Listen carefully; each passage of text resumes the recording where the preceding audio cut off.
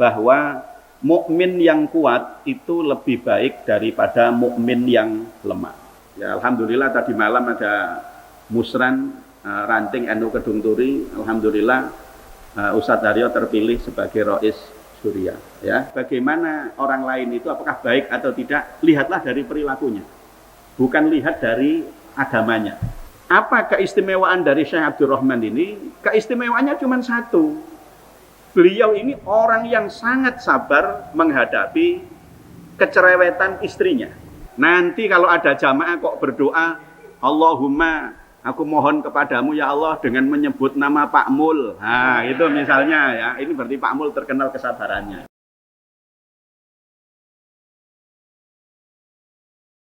Assalamualaikum warahmatullahi wabarakatuh. Alhamdulillahirabbil alamin. Wassalatu wassalamu ala asyrafil anbiya'i wal mursalin Sayyidina Muhammadin wa ala alihi wa sahbihi ajma'in, amma ba'du. Ila hadratin Nabil Mustafa Rasulillahi sallallahu alaihi wasallam wa ila muallif hadzal kitab al-Fatihah. A'udzubillahi minasyaitonir rajim. Bismillahirrahmanirrahim. Alhamdulillahi rabbil alamin arrahmanir rahim maliki yaumiddin. Iyyaka na'budu wa iyyaka nasta'in ihdinas siratal mustaqim siratal ladzina an'amta 'alaihim ghairil maghdubi 'alaihim waladdallin. Amin. Bapak Ibu para jamaah Masjid Al-Muhajirin rahimakumullah, pertama-tama mari kita panjatkan puji syukur kehadirat Allah Subhanahu wa taala. Alhamdulillahirabbil alamin, kita masih diberikan nikmat sehat wal afiat, dapat melaksanakan salat maghrib berjamaah yang dilanjutkan dengan majelis taklim, pengajian rutin. Mudah-mudahan semua amal baik yang kita kerjakan diterima dan diridhoi Allah Subhanahu wa taala. Amin Allahumma amin. Selanjutnya salawat dan salam semoga selalu dilimpahkan kepada Rasulullah Muhammad sallallahu alaihi wasallam. Beliau yang telah memberikan bimbingan, petunjuk dan keteladanan yang baik kepada kita. Beliau yang kita harapkan syafaatnya kelak di hari akhir. Para jamaah rahimakumullah, melanjutkan kembali kajian kitab hadis Riyadhus Shalihin, hadis nomor 6. Bismillahirrahmanirrahim. An Abi Hurairah radhiyallahu anhu qala, dari sahabat Abu Hurairah radhiyallahu an, ia berkata, qala Rasulullah sallallahu alaihi wasallam, Rasulullah sallallahu alaihi wasallam bersabda, al-mu'minul qawiyyu khairun wa ahabbu ilallahi minal mu'minid dha'if. Seorang mukmin yang kuat itu lebih baik dan lebih dicintai oleh Allah daripada mukmin yang lemah. Wa fi kullin khairun, dan pada masing-masing dari keduanya, yaitu baik mukmin yang kuat maupun mukmin yang lemah, itu ada kebaikan. Ihris ala ma yanfa'uk. Ihris itu makna aslinya adalah dari kata al-khirsu yang artinya adalah apa, kalau bahasa yang lebih mudah dipahami itu ambisi. Ambisi itu keinginan yang sangat kuat ya. Ambisi itu keinginan yang sangat kuat. Berambisilah kalian untuk mencapai apa yang bermanfaat bagimu. Wasta'in billahi wala ta'jiz, dan minta tolonglah kalian kepada Allah dan jangan kalian lemah. Wa in asabaka syai'un fala taqul law anni fa'altu kana kadza wa kadza, dan jika sesuatu itu menimpa kamu, maka jangan kamu mengatakan seandainya saya mengerjakan begini pasti nanti jadinya akan begini. Walakin kul qadarullaha wa ma syaa fa'ala fa inna law taftahu amala syaitan. Tetapi katakanlah qadarullah, semuanya itu sudah ditakdir oleh Allah. Istilah qadarullah kita sering mendengar dari almarhum Syekh Ali Jabir ya. Beliau tidak sering menyebut qadarullah daripada menyebut takdir ya. Tapi qadarullah sama takdir itu sama saja. Jadi qadarullah itu artinya takdir Allah Subhanahu wa taala. Tetapi katakanlah telah ditakdirkan oleh Allah dan Allah berbuat sekehendaknya. Karena sesungguhnya kalimat lau itu artinya seandainya, andai kata, ya, andai kata atau seandainya. Karena kalimat lau hanya membuka perbuatan setan. Rawahu Muslim, hadis ini diriwayatkan oleh Imam Muslim. Para jamaah rahimakumullah, ada beberapa kandungan yang bisa kita ambil dari hadis riwayat Imam Muslim yang diriwayatkan oleh sahabat Abu Hurairah radhiyallahu an ini. Yang pertama adalah motivasi dari Rasulullah sallallahu alaihi wasallam bahwa mukmin yang kuat itu lebih baik daripada mukmin yang lemah. Siapa yang dimaksud dengan mukmin yang kuat? Mukmin yang kuat itu pertama adalah tentu saja yang imannya kuat. Seseorang itu imannya kuat dibuktikan dengan banyaknya amal soleh yang dia kerjakan.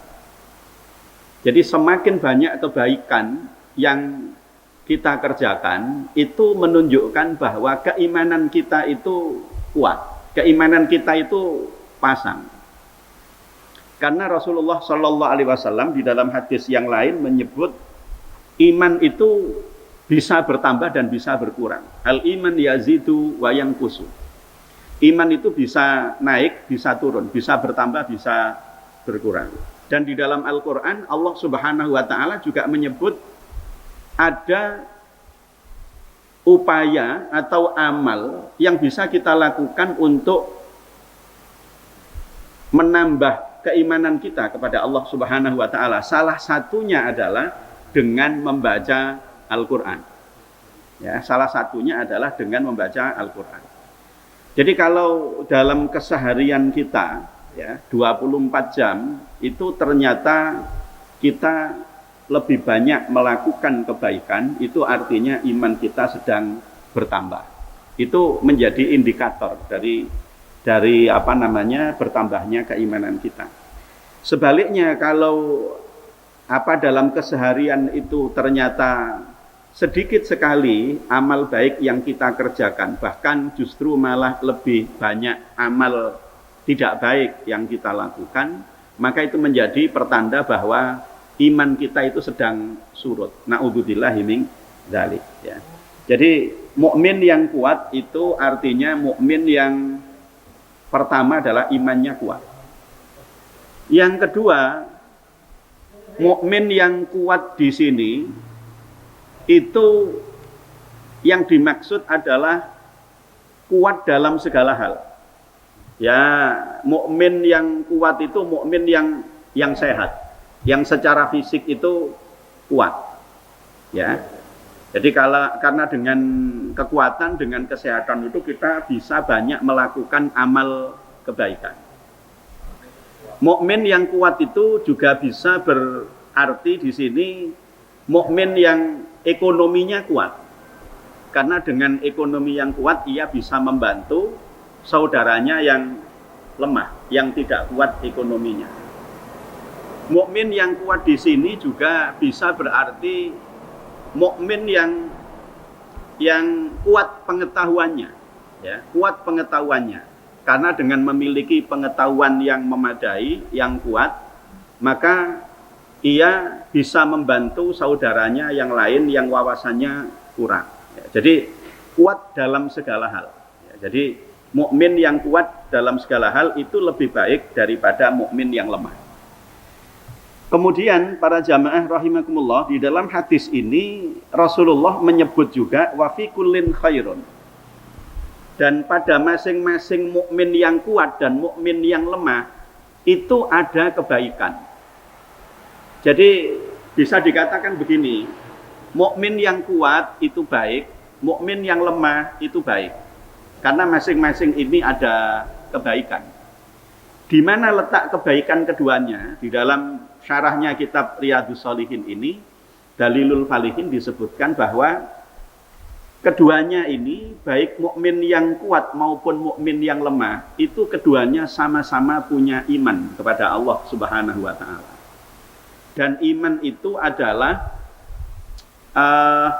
saya tidak menyebut harta, Iman itu adalah apa yang kita miliki yang tidak bisa ditukar dengan harta benda.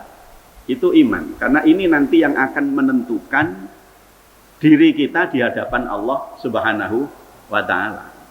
Karena yang menentukan bukan hal-hal yang sifatnya materi, tetapi iman kita ini nanti yang akan menentukan bagaimana posisi kita di hadapan Allah Subhanahu wa ta'ala. Makanya iman ini nanti akan menentukan seseorang mendapatkan rahmat atau tidak dari Allah Subhanahu wa ta'ala. Karena itu Rasulullah menyebut wa fi kullin khairun, dan pada masing-masing keduanya, baik mukmin yang kuat maupun mukmin yang lemah, itu ada kebaikan, yaitu keduanya sama-sama beriman kepada Allah Subhanahu wa ta'ala. Cuman mukmin yang kuat itu lebih baik daripada mukmin yang lemah. Ya, jadi mukmin yang kuat dan yang lemah itu sama-sama baik, tetapi mukmin yang kuat itu lebih baik daripada mukmin yang lemah. Artinya kita didorong oleh Rasulullah, diberikan motivasi supaya kita ini menjadi orang yang kuat di dalam segala hal. Ya, jadi ya kuat imannya, kemudian kuat fisiknya, kuat ekonominya, kuat pengetahuannya, kuat kekayaannya, dan seterusnya dan seterusnya. Kemudian yang ketiga, para jamaah rahimakumullah, di dalam hadis ini Rasulullah Shallallahu Alaihi Wasallam juga memberi petunjuk kepada kita bahwa kita diperbolehkan punya ambisi untuk mencapai apa yang bermanfaat bagi kehidupan kita. Jadi ambisi itu tidak dilarang, selama itu bermanfaat untuk diri kita dan tentu saja tidak merugikan orang lain. Jadi al-khirsu atau ambisi dalam konteks hadis ini adalah ambisi untuk melakukan kebaikan, bukan ambisi untuk mendapatkan sesuatu dengan menghalalkan segala cara, bukan.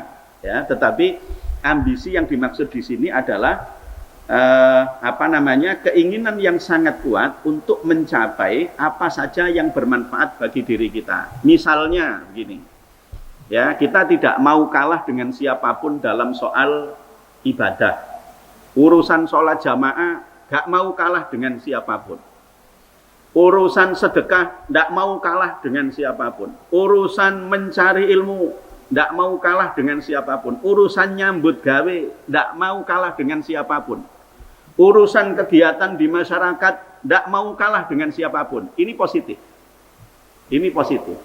Saya kira kalau kita punya semangat seperti itu, wah insya Allah kehidupan kita ini betul-betul bermanfaat bagi diri kita dan bagi orang lain. Karena memang ternyata meskipun Rasulullah mengajarkan kepada kita supaya kita punya ambisi, keinginan yang kuat untuk meraih apa yang bermanfaat bagi diri kita, tetapi di dalam hadis yang lain Rasulullah mengatakan khairun nas anfa'uhum linnas.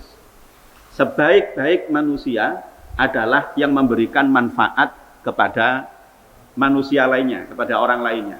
Ya, alhamdulillah tadi malam ada musran ranting NU Kedung Turi, alhamdulillah Ustadz Haryo terpilih sebagai Rois Surya, ya, alhamdulillah, ya. Jadi SDM di Kedung Turi Permai 1 ini termasuk melimpah, alhamdulillah, ya, melimpah, dan SDM di Nahdlatul Ulama Kedung Turi ini juga melimpah, ya. Sehingga MWC NU Taman itu dari dulu yang dilihat itu selalu Kedung Turi, karena bisa menjadi percontohan yang baik bagi yang lainnya, baik secara organisatoris, ya, secara struktural maupun secara kultural, ya. Dan alhamdulillah di kita kerukunan umat Islam di sini juga terbina dengan baik, ya. Meskipun masjidnya juga dikenal paling banyak setaman ini, ya, di Kedung Turi ini. Masjidnya paling banyak, musholanya paling banyak, dan alhamdulillah para jamaah yang dari Kedung Turi Permai 1 yang jadi pengurus NU di Ranting juga cukup banyak, ya. Artinya bahwa SDM-nya sudah cukup bagus, ya. Dan alhamdulillah kegiatan-kegiatan majelis taklim juga terkondisikan dengan baik yang ahlu sunnah wal jamaah an-nahdliyah. Karena memang itu yang lebih sesuai, yang lebih cocok dengan kebutuhan masyarakat kita. Masyarakat kita ini tidak seneng sing keras-keras, itu tidak seneng. Tapi yang lembek-lembek juga tidak seneng, ya. Yang sedang-sedang saja, ya. Yang sedang-sedang saja, ya. Jadi boleh bahkan Rasulullah menyebut sebaik-baik manusia adalah yang memberikan manfaat kepada orang lainnya, ya. Maka kalau kita bisa memberikan manfaat kepada orang lain, paling tidak kepada tetangga kita, mengapa tidak, ya. Tapi ini jangan disalahpahami, ya. Jangan disalahpahami. Nah, ini gak enak ini nanti, ya.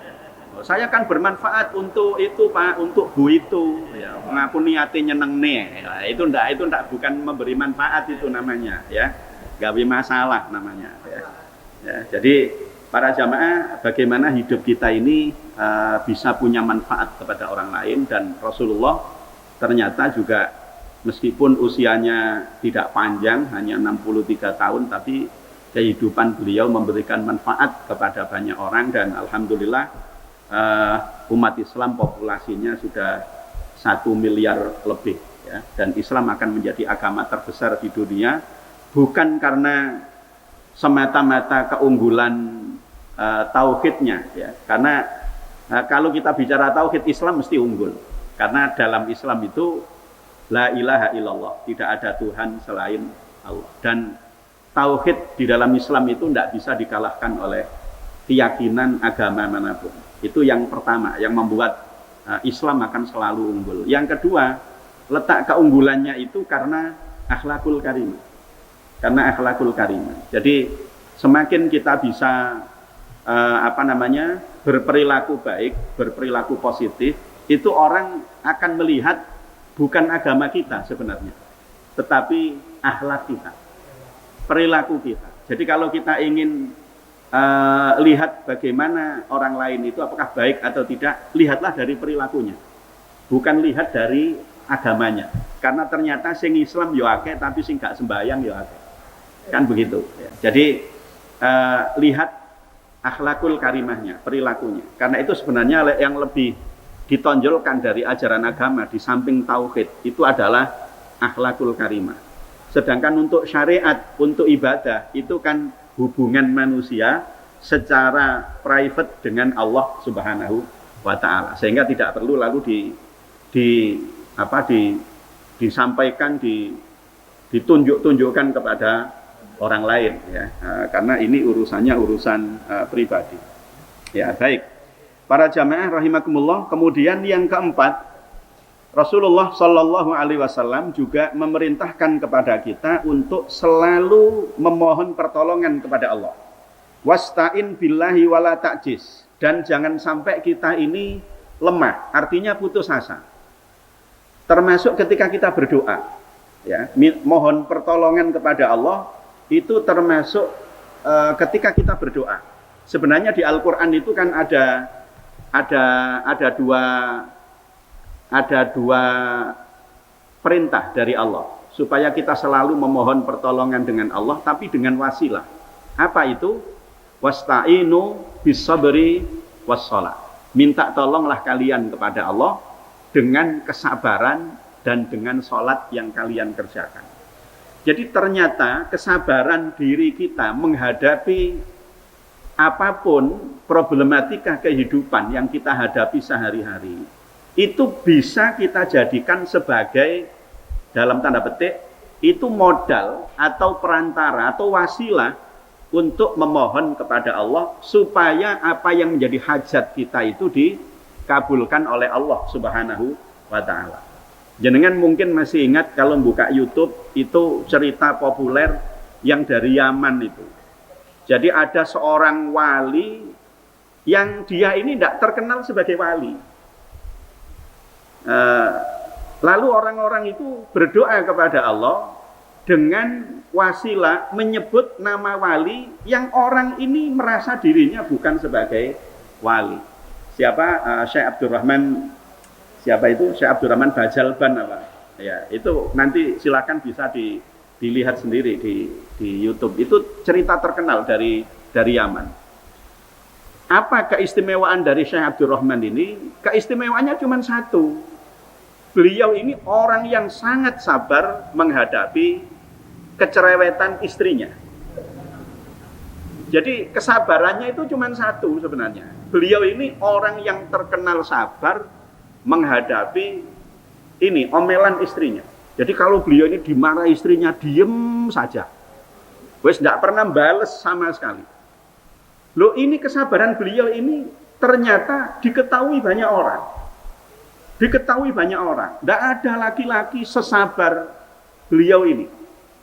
Karena umumnya laki-laki kalau dimarahi perempuan ya tambah muntap, tambah ngamuk, Ini enggak. Ini semakin dimarahi itu semakin sabar. Ya, kalau kita ini juga ya kadang dimarahi ya diem aja, tapi bukan karena sabar. Ya, bukan karena sabar. Sakjane iki diewangi yang kok tambah rame ngono tok ya. Jadi, tapi kalau sabar ini kan dia menerima perlakuan seperti itu dari istrinya dan tidak ingin membalas. Ini terkenal sehingga ketika orang-orang itu berdoa kepada Allah, Allahumma, aku mohon kepadamu ya Allah dengan perantara Syekh Abdurrahman Bajalban ini, dan itu dikabulkan oleh Allah. Itu dikabulkan oleh Allah. Ini diketahui oleh Syekh Abdurrahman sendiri ya, saat beliau melakukan perjalanan masuk di goa, itu beliau mendengar ada dua orang di goa itu yang berdoa minta kepada Allah dengan menyebut namanya. Allahumma bisyaikhi Abdurrahman Bajalban, ya Allah aku mohon kepadamu dengan menyebut nama Syekh Abdurrahman Bajalban, ini kabulkan apa yang menjadi hajatku. Dikabulkan oleh Allah. Yang satunya lagi juga dikabulkan oleh Allah. Sampai Syekh Abdurrahman sendiri heran, iki jenengku kok disebut-sebut, iki lha opo? Ternyata dua orang ini tidak tahu kalau yang ada di hadapannya ini adalah orang yang namanya disebut itu tadi. Tapi justru karena menyebut namanya itu doanya dikabulkan oleh Allah Subhanahu wa Ta'ala. Karena itu bapak-bapak para jamaah, mudah-mudahan ibunya tidak mendengar ya. Ya, kalau jenengan dimarahi istri, dimarahi ibunya, sudah diem aja ya. Diem aja. Bila perlu telinganya ini ditutup dengan headset gitu ya. Enggak kedengaran itu ya. Enggak kedengaran. Nanti kalau ada jamaah kok berdoa, Allahumma, aku mohon kepadamu ya Allah dengan menyebut nama Pak Mul. Nah, itu misalnya ya. Ini berarti Pak Mul terkenal kesabarannya ya. Nah, kok gak mandi ya berarti bukan wali Pak Mul itu. Nah, gitu ya. Jadi karena ini yang disebut itu mandi gitu loh. Karena yang disebut itu wali ya. Jadi wali karena kesabaran. Jadi wasta'inu bisabri wassalah. Jadi minta tolonglah kalian kepada Allah dengan kesabaran kalian. Jadi sabar itu bisa dijadikan sebagai tiket senjata supaya keinginan kita dikabulkan oleh Allah. Meskipun doa itu tetap yang mengabulkan hanya Allah Subhanahu wa Ta'ala. Bukan perantara kita itu yang mengabulkan, tapi perantara kita itu dikenal sebagai orang yang dekat dengan Allah karena kesabarannya itu. Kemudian wassalah, minta tolonglah kalian kepada Allah dengan sholat ya, sholat yang kalian kerjakan. Nah, ternyata para jamaah rahimakumullah, para ulama itu sebagian besar memberikan ijazah. Ijazah itu amalan berupa doa, berupa wirid, berupa zikir. Ini dibaca sekian, ini dibaca sekian.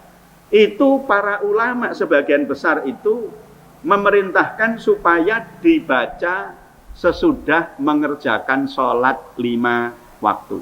Ba'da sholatil maktubah. Itu begitu, jenengan kalau sowan ke kiai itu mesti kalau kiai minta wirid apa yang singkat, yang pendek, yang bisa saya baca sehari-hari.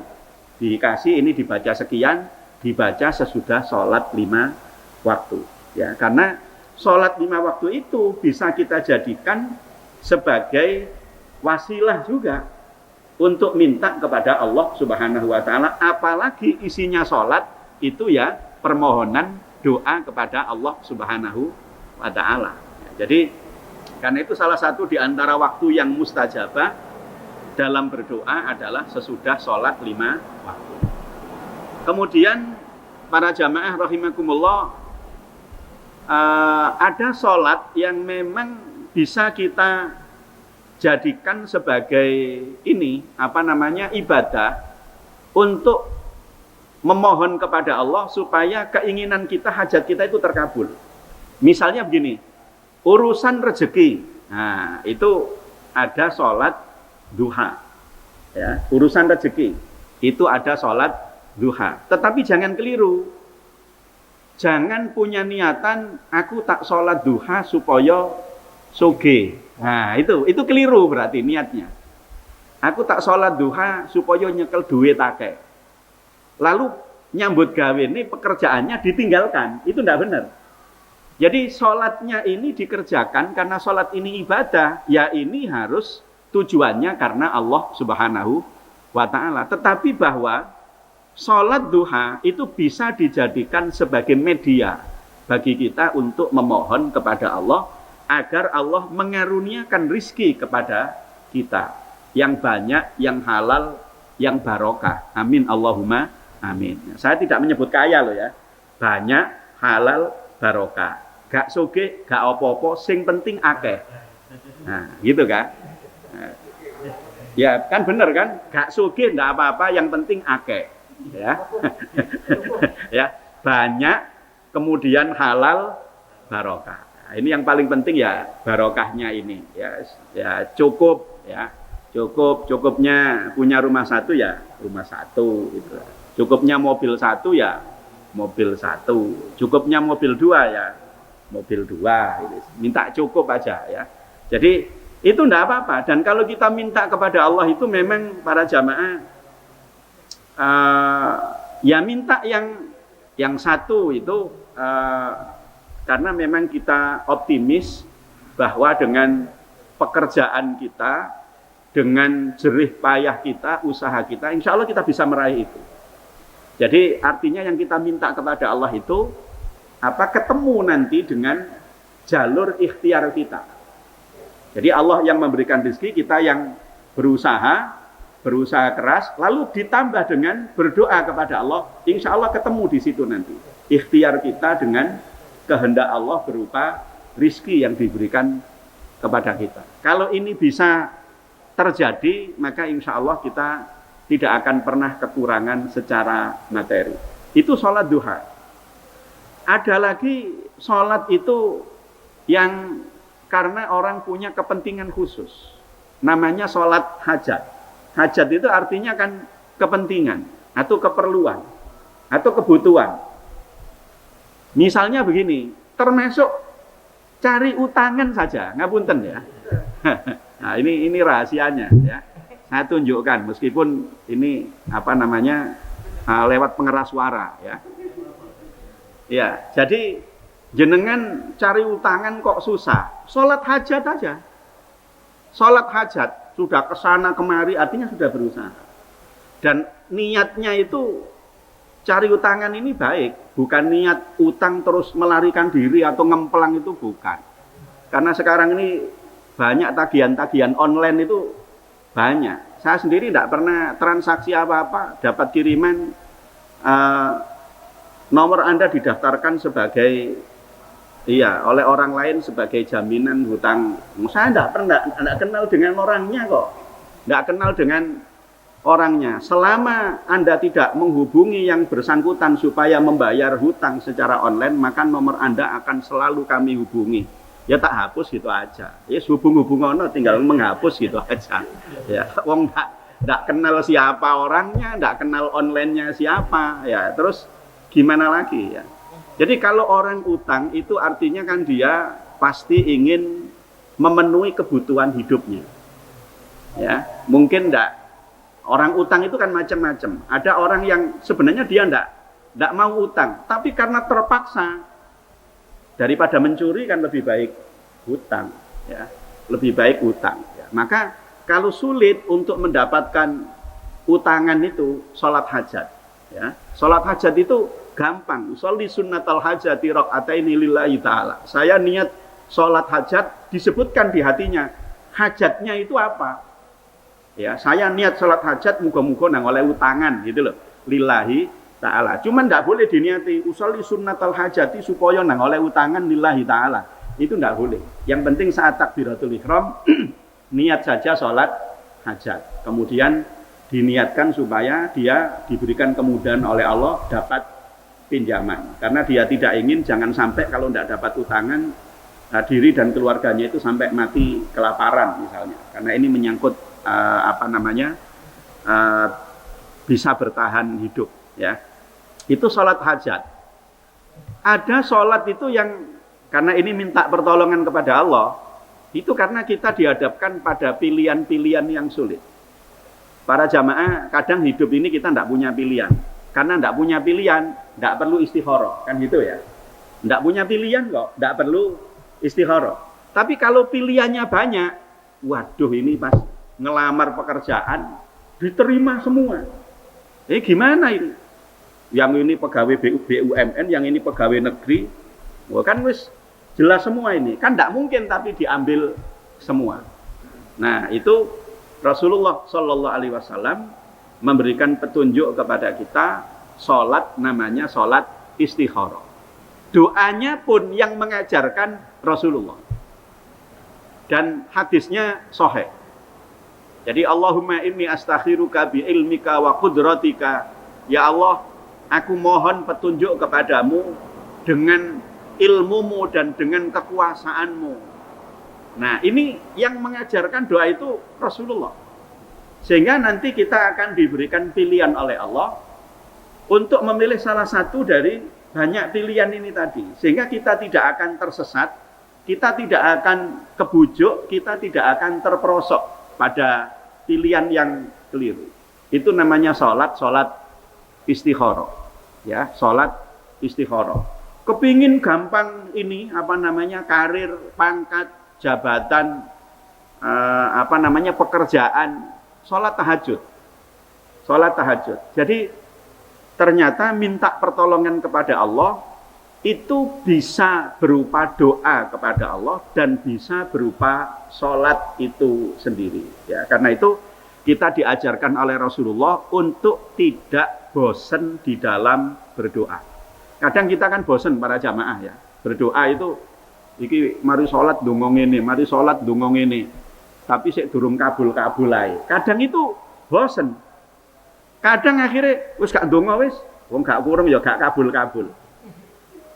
Padahal terkabulnya doa itu tidak bisa sekaligus.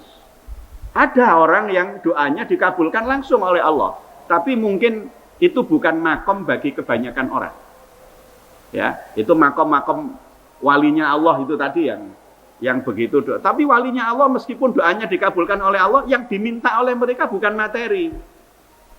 Ya, beda dengan yang bukan walinya Allah, sing dijaluk kan materi. Makanya ya gak kabul-kabul gitu.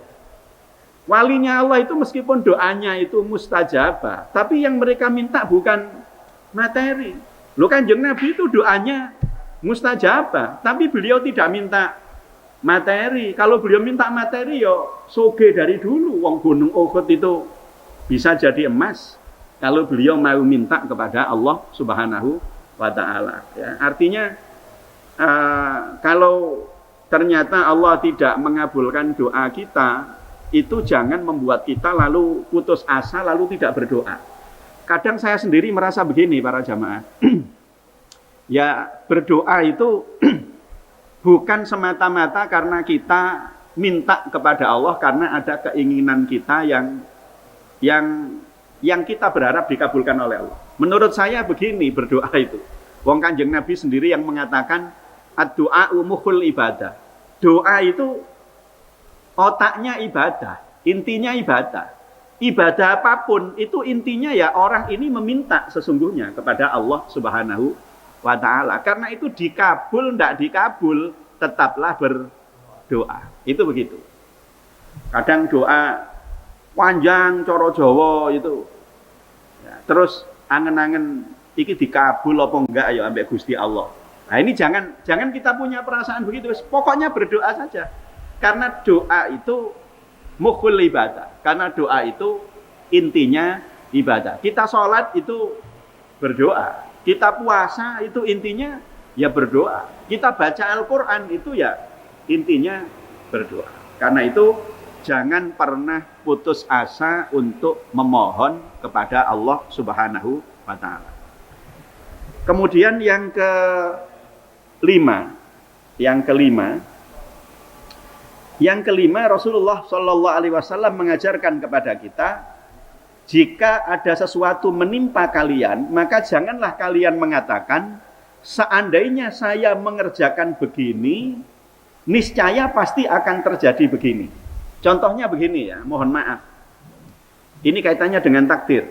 Karena itu Rasulullah mengajarkan kepada kita, melainkan katakanlah bahwa segala sesuatu itu sudah ditakdirkan oleh Allah dan sudah dikehendaki oleh Allah. Contoh begini, ada orang meninggal karena kecelakaan, misalnya tetangga kita gitu, meninggal karena kecelakaan sepeda motor.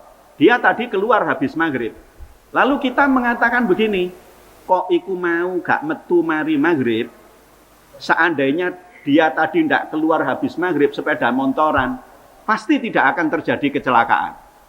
Pasti dia tidak akan meninggal. Tidak boleh, mengatakan begitu itu tidak boleh. Karena seperti kita tidak percaya kepada takdir Allah. Loh, siapa yang tahu kalau akan terjadi kecelakaan? Loh, kalau begitu kan tidak metu-metu teko 15. Tidak keluar rumah sama sekali. Lah kok tidak keluar? Aku nek keluar kok ngarai mati, Pak. Apa ada jaminan kalau tidak keluar rumah pasti hidup? Tidak jaminan. Tidak jaminan. Jadi karena itu seperti penyikapan kita terhadap corona ini, pandemi COVID-19 ini, yang wajar saja. Ojo kaweden, tapi jangan sembrono. Kalau sembrono, ya kira-kira yang terjadi sekarang ini di Madura, khususnya di Bangkalan, itu mungkin sedikit teguran dari Allah Subhanahu wa Ta'ala. Mungkin karena orang kadang merasa masih muncul egonya, sombongnya. Gak ono corona itu. Loh, kalau corona ndak ono, untuk apa haji itu juga ndak dilaksanakan secara internasional? Loh, kalau corona ndak ada, nyatanya yang meninggal juga banyak. Itu yang di Bangkalan, ternyata ada beberapa keluarga itu yang meninggal, semuanya meninggal, itu kena corona. Baru orang percaya. Loh, mosok kita ini baru percaya kematian ketika melihat ada kasus kematian. Padahal kematian itu akan terjadi kapan saja dengan berbagai macam sebab. Ya, tapi jangan lalu kita ini kaweden nang omah gak metu blas. Ya tambah kurang sinar matahari. Ya, kemudian pikiran kita itu ndak happy. Ruwet loh, Pak, di rumah tok itu ruwet. Apalagi di rumah terus diomeli bojo, tambah ruwet tambah. Lo temen tambah ruwet. Diomeli bojo anak, Masya Allah tukarane ruwet tambah. Ruwet. Iya. ruwet itu. Jadi ya yang wajar aja ya, pakai protokol kesehatan ini ikhtiar. Jangan diremehkan. Pakai protokol nerapkan protokol kesehatan, pakai masker ini ikhtiar. Tapi jangan lalu kita takut ngadakan kegiatan ini kecuali kalau yang berkerumun itu karena memang kita tidak boleh berkerumun ya, harus pakai masker, jaga jarak. Tapi selama kegiatan itu bisa dilaksanakan seperti ibadah di masjid, majelis taklim begini, ya kita laksanakan supaya diri kita ini happy. Jadi manusia itu pasti meninggal, sebabnya banyak. Ada yang karena corona, ada yang bukan karena corona. Bahkan ya ndak sakit aja banyak yang meninggal ya. Ya karena itu tadi diseneni bojo ya. Gak ketoro. Nah, yang sakit itu pikirannya ya, yang tertekan itu pikiran dan perasaannya ya. Jadi stres itu ya.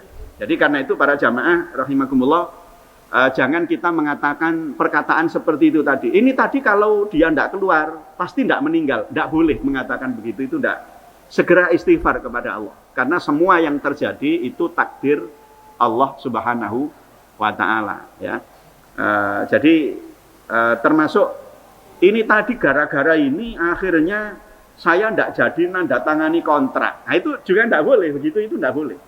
Ya memang dorong rezeki nih, belum rezekinya. Kalau rizkinya itu ngapunten, meskipun ndak ndak diburu, ndak dikejar, ya tetap kena wong rizkinya. Tapi kalau belum rizkinya, kok masih belau ayu setengah mati ya, ndak kecekel tangan. Artinya bahwa semua yang terjadi itu sudah ditakdirkan oleh Allah Subhanahu wa taala, ya.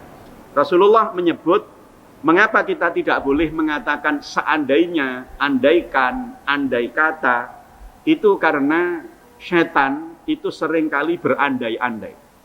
Ya, jadi jangan kita seandainya, kanok gawe ini meneng-meneng ngelamun seandainya begini nih nyekel duit akeh. Wah, aku rabi maneh. Ah, itu seandainya. Iku nek diomongno temenan bojone krungu tukaran maneh nanti. Ya, jadi rame lagi itu. Wis gak perlu begitu mengandai-andai itu ndak perlu ya. Lebih baik kita makan tempe tapi nyata daripada kita makan daging tapi mimpi. Ya kan lebih iya benar ya? Apa? Iya. Iya, lebih baik kita punya mobil lama daripada ngipi punya Pajero Sport gitu ya. Tapi ngipi ya. Jadi yang enak itu yang nyata-nyata, yang real aja lah ya. Yang real, yang sehingga kita ndak berandai-andai ya. Karena berandai-andai itu pekerjaan setan. Apalagi berandai-andai pekerjaannya itu ndak cocok dengan yang diandai-andaikan itu ndak cocok. Sehingga ada istilah tamani dan taroji. Ya, kalau orang belajar nahwu itu ada istilah tamani dan taroji. Apa tamani itu? Tamani itu mengandai-andaikan sesuatu yang tidak mungkin terjadi. Ya ngapunten, gak nyambut gawe, pengangguran terus angen-angene, wah ngene iki nyekel duwe akeh. Nah, wong gak nyambut gawe angen-angen duwe akeh kon ndi. Ya. Terus ya angen-angen. Ini namanya tamani. Ini seandainya Gusti Allah ini nurunkan hujan rupa duit, wah, ini nemen ini sudah orang ini sudah rusak ini otaknya ini sudah rusak. Ini tamani namanya. Tamani itu mengangen-angen sesuatu yang tidak akan terjadi. Hujan uang turun dari langit sampai kapanpun tidak akan pernah terjadi. Tapi kalau taroji itu orang berangan-angan, tapi dia punya ikhtiar yang tadi saya sebut. Bisa ketemu dengan angen-angennya itu. Misalnya dia punya penghasilan, terus dia punya harapan, punya optimisme, saya ingin beli mobil. Bagaimana caranya supaya bisa beli mobil? Ada banyak jalan. Ya SK-nya disekolahkan bisa, kan gitu. Ya.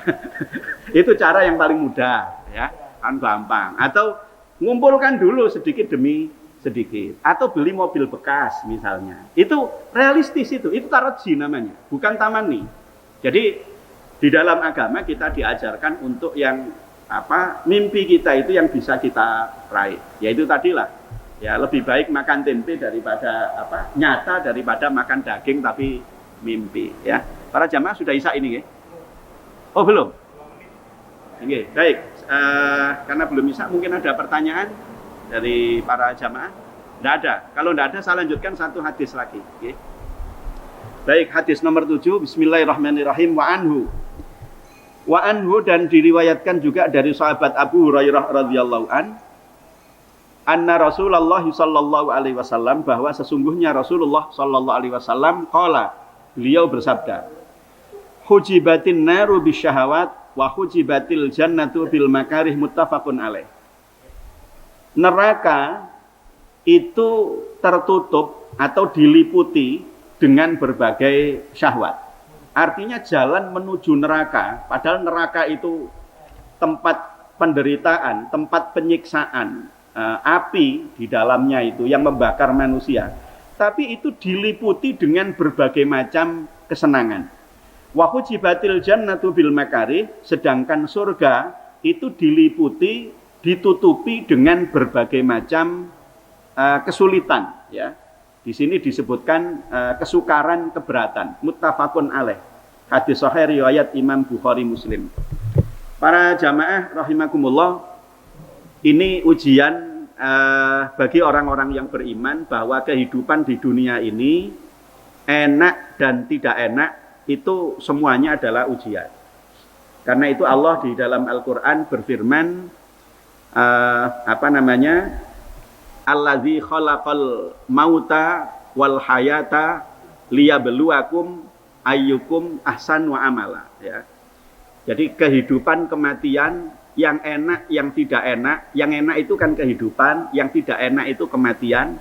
Itu diciptakan oleh Allah semuanya untuk menguji siapa di antara kalian yang paling baik amal perbuatannya.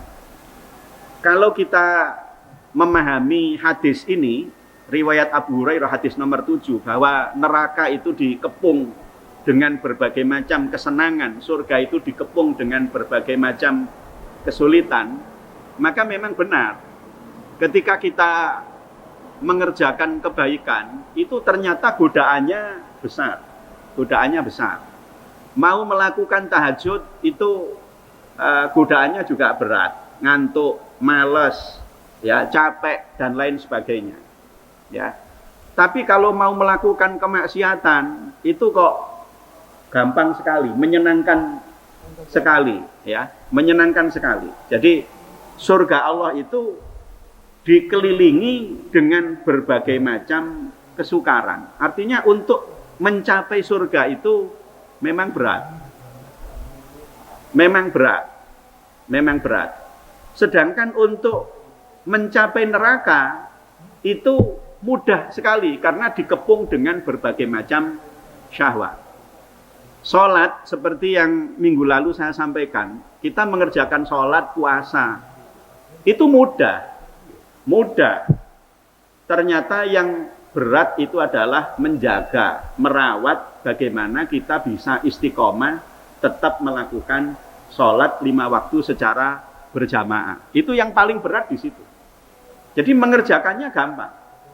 Tetapi tidak setiap orang hari ini bisa mengerjakan sholat, besok masih mau mengerjakan sholat. Ya, karena itu maka kita diajarkan di dalam agama untuk istiqomah. Dan kalau kita memahami hadis ini, maka berarti mestinya kalau menurut hati kita, pikiran kita itu tidak enak, harusnya itu yang baik buat diri kita. Contoh, ngaji Al-Quran itu, baca Al-Quran, itu kalau kita membaca Al-Quran dapat 1 surat. Ya, 1 surat itu kan bisa panjang, bisa pendek, ya. Kalau surat Al-Baqarah kan 3 juz, ya, lumayan. Kalau Inna atau Ina ya pendek. Kalau Inna atau Ina ya pendek, nang mari. Nah, kita ngaji Al-Quran itu kan, padahal sebenarnya kalau kita nurutkan ngaji ini lama, itu baik. Tapi mata kita, nafsu kita, wis ngajine gak akeh-akeh, sak halaman aja. 1 halaman aja. Padahal mestinya kalau kita lanjutkan, kita paksa, itu justru malah baik buat diri kita. Karena berarti banyak waktu kita yang kita pakai untuk membaca Al-Quran. Tapi kalau urusan kesenangan, ya, kenikmatan duniawi, itu kan enggak. Makan itu wis enak, sudah enak. Tapi karena masih ada nasi, masih ada lauk, nambah lagi. Padahal kalau kita lanjutkan justru malah tidak baik untuk diri kita. Mestinya berhenti makan sebelum kenyang. Tapi prakteknya kan sulit. Nah, karena itu maka Rasulullah mengingatkan kepada kita melalui hadis ini bahwa kita harus menyadari nafsu kita harus bisa dikendalikan, bahwa untuk mencapai surga Allah itu berat. Sebaliknya, untuk masuk ke neraka itu gampang, tidak perlu melakukan amal baik, cukup melakukan amal yang tidak baik, orang pasti masuk neraka. Ya, meskipun bukan semata-mata itu, ya, orang masuk neraka, tetapi karena keadilan Allah Subhanahu wa taala. Para jamaah, ini sudah Isya nggih. Insyaallah kita lanjutkan hari Ahad minggu depan. Mudah-mudahan kita senantiasa diberikan kesehatan oleh Allah Subhanahu wa taala. Mari kita tutup dengan doa Al-Fatihah. A'udzubillahi minasyaitonir rajim. Bismillahirrahmanirrahim. Alhamdulillahirabbil alamin. Rahmanirrahim. Maliki yaumiddin. Iyyaka na'budu wa iyyaka nasta'in. Ihdinas siratal mustaqim. Shiratal ladzina an'amta 'alaihim ghairil maghdubi 'alaihim waladdallin. Amin. Allahumma shalli wa sallim wa barik ala sayyidina Muhammad wa ala ali sayyidina Muhammad. Alhamdulillahirabbil alamin. Allahumma anfa'na bima 'allamtana wa 'allimna ma yanfa'una wa zidna ilman nafi'a Rabbana atina fid dunya hasanah wa fil akhirati hasanah wa qina adzabannar walhamdulillahi rabbil alamin wallahu a'lam bissawab. Assalamualaikum warahmatullahi wabarakatuh.